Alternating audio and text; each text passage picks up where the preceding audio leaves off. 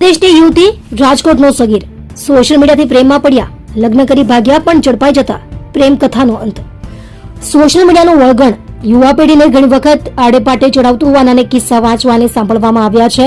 આવો જે કિસ્સો મધ્યપ્રદેશની 21 વર્ષની યુવતી અને રાજકોટના એક સગીર છોકરા વચ્ચેની પ્રેમ કથાનો છે.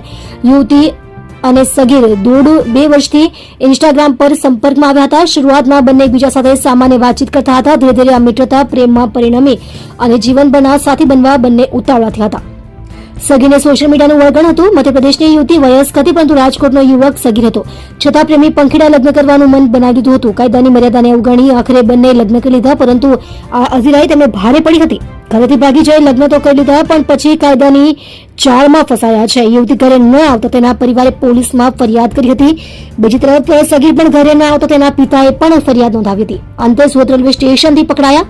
યુવતીના પિતાએ અપહરણની ફરિયાદ નોંધાવી હતી, જ્યારે સગીરના પરિવારે તેમનો પુત્ર લાપતા હોવાની ફરિયાદ નોંધાવી હતી. તપાસમાં પોલીસને જાણવા મળ્યું કે સગીરને મધ્યપ્રદેશની એક યુવતી ભગાડી ગઈ છે. પોલીસ સૂત્રોને એવી પણ બાતમી મળી હતી કે બંને પ્રેમી પંખીડા સુરત રેલવે સ્ટેશન અટવાયા છે. પોલીસે ત્યાં જઈ બંનેને ઝડપી લીધા હતા.